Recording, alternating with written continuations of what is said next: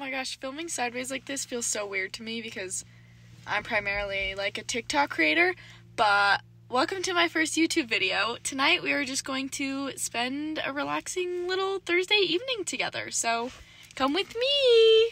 So we have a 25-minute commute back home, and then we're gonna go check and see if I have a package. Currently stuck in some traffic behind a big yellow truck, but look at the mountains. Okay, story, one time when I was living in the first place I lived out of my parents' house, there was this big, did I say red? It's yellow, big yellow Penske truck that parked outside of the place where I was living. It was a house, parked outside of the house for a week, and somebody was living in it.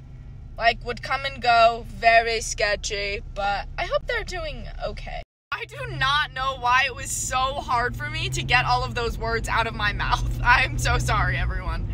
Okay, Slave for You by Britney Spears just played in my car, and literally all I can think of is the Glee episode where Britney S. Pierce sings that at the dentist. I'm definitely parked illegally right now, so let's run and check my package. Update, my package was not there. And honestly, I do not know if I will ever be ordering anything from Barstool ever again. Like, I love them, but I ordered this package over 2 weeks ago. I also have this belief that gets re-solidified every single day. And the belief is this: every single person with a Utah license plate or a California license plate it has to be mandatory that they retake driver's ed.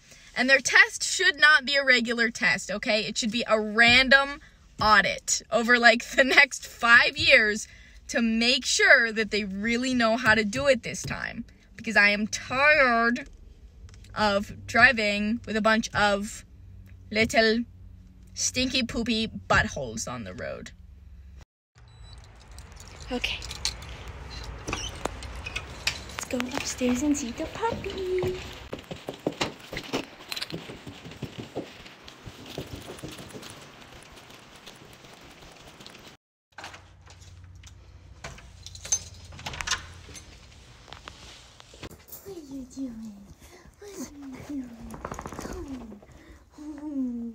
How was your day?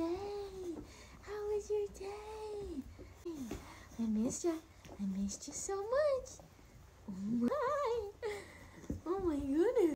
Okay, so the first thing we do when we get home is take little Mr. Stink out to go potty, and usually for a walk, but he just got his nuts chopped like last week, and he's not supposed to go on very long walks or be outside for super long, so we're gonna make it short today.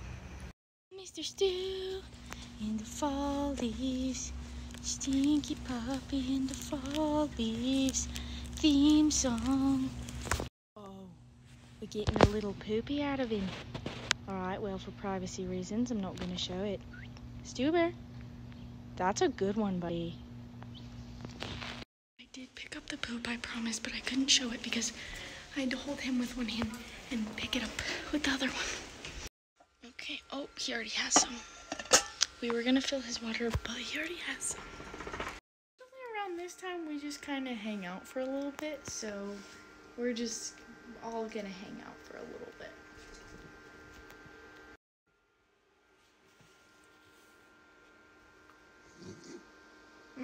Yeah, get it.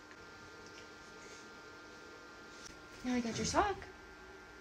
And then we play this game. He loves socks. It's his favorite game.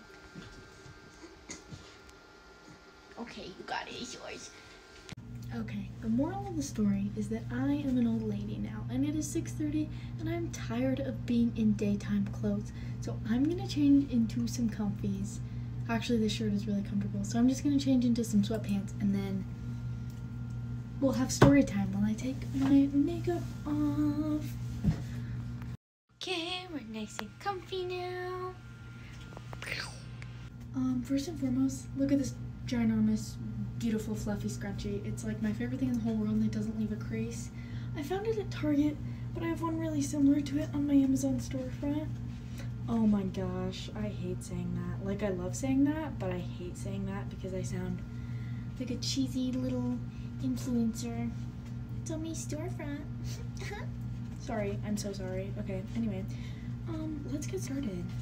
Everything I'm using is also, guess what, you wouldn't believe it, on my storefront. Let's get started. So, I live in Salt Lake City, Utah, and my family lives 6 hours away, and my best friend lives 8 hours away. And that means I have to take a lot of, like, driving days because I like to go visit them. So I drive a lot, which is totally fine. Like, I'm totally fine with it, but that means I have a lot of good, solid, bad day driving stories. And today we're going to talk about my worst driving day. It was like late July. I was going up to Montana to see my best friend because we were going to go to the RKS concert, Rainbow Kitten Surprise, for those of you who don't know. And I took Puppy. He was a couple months younger at that point, so he was kind of a little bit of a pain in the butt, as much as I love him. And we're driving, everything's going great. He starts to get super furious, and I'm like, oh, you need to poop, don't you? Half an hour in, you would need to poop your pants. You would. He's having dinner right now. Anyway, I'm like, okay, you need to poop, like, and of course he's barking and he's furious, so I'm like, I need to get to a spot where you can poop as fast as I can drive. So I'm driving, I'm not driving too fast, but I'm driving fast enough, and lo and behold, I get pulled over. Sorry, I thought I had a burp. What a fun time. So I get pulled over, and he gives me a ticket for 5 over. He comes up to the door, Stuart's freaking out, and I'm like, I'm so sorry, my dog really has to poop. And he was like, oh, okay. Takes his sweet, sweet time, thank you, Utah. And he comes back with a $200 ticket for 5 over. And I was like, great, thanks. And so I took my dog to go poo-poo, and then we're back on the road. And then I go get gas. And this is actually really embarrassing for me and nobody else except for me in this story. But anyway, I stop for gas, and this is where it gets embarrassing. Stuart had really bad attachment issues at the time, okay? Just understand that first. I took him out to pee first. I put him back in the car, gave him some water, and, like, went to get gas, and I went to go pee. And I came back, and he was, like, freaking out a little bit. And so I'm stressed out because you know how it is when, like, a puppy's like cough, cough, cough in your face. So I'm trying to, like, give him a bone or, like, occupy him so that we can get back on the road and, like, make sure that he doesn't have to poop and make sure that he's just, like, having attachment issues from when I was gone. Anyway, so Stuart's barking. He's super stressed out, and I'm like, okay, we just need to go. Like, we just need to get on the road. So I start to drive away, and I pull the entire gas pump out of the machine.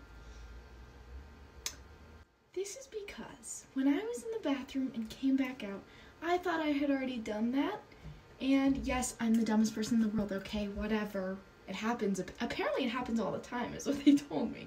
Or is that just to make me feel better? But apparently there's a mechanism that stops it so no gas comes out. They can just reattach it. So that was actually a super easy transaction. But he wants attention. He has attachment issues still, see? But that was actually a super easy transaction. He was whining, and I was like, I want to make sure that everything is okay in baby Stuart world before we go. And everything was okay. And then I pulled the thing out of the gas pump. And now they're super embarrassed, huh? I love how it took me 4 actual ever to get to the embarrassing part because it's so bad that I literally didn't even want to say it. I just kept explaining and explaining, so I'm sorry. If you sat through that, wonderful, then you got to hear the conclusion. This is gonna make my face kind of yellow for a little bit. Love it.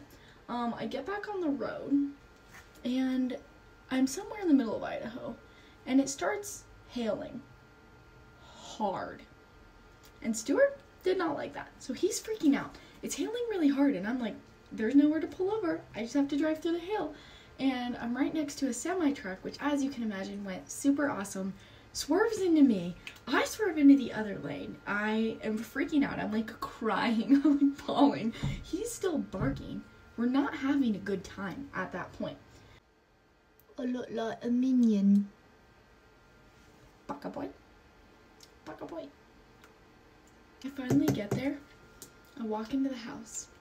I didn't want to be a distracted driver because I already have, like, some distraction issues, ADHD type stuff. And so I was not on my phone, especially Instagram, all day long through this 8-hour drive. I get there. I walk up, me and my best friend hug. It was great, it was amazing. We were having a great time. We were hanging out with Stuart. 5 minutes in, she says, I have some news for you. And I said, oh my God, today could not get worse. What is it? What is it? So she's like, hey, by the way, the only reason you, well, not the only reason, I came to visit her too, but she's like, by the way, the reason you came down here and the amount of fun we were gonna have this weekend, not happening anymore. And I was like, what do you mean? Like, I bought the tickets, like, I have them, like, nothing could have gone wrong. No. But the entire tour was canceled. Canceled. They were just done. They were like, you know what? No fucking more. No more. Which I get it, okay? It was for mental health reasons. Hope they're doing great. Hope everything is amazing. But I went through hell and didn't even get a t-shirt. Okay? So that was really, really hard. The worst part about it is that I was gonna go see them in Denver, like, the weekend before, like 2 nights before. I was just gonna go home and see my family and go down to Red Rocks to see them, which would have been an amazing concert, but I was like, no, like, I'll go see Lillian, and, like, we'll go in Montana. It's a smaller venue. We'll be so much closer to the stage.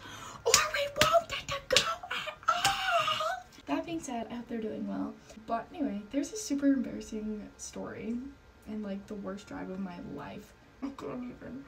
So, RKS, if you have merch from the tour left over, let me know. I'll buy it. Anyway, that was the evening vlog, but evening turns into nighttime, and I promise I will get better at storytelling in YouTube videos, because I know people have a short attention span. But it's nighttime now, so I'm gonna work on a sewing project or something, and I'll make a different video for that, so stay tuned. Okay, goodbye!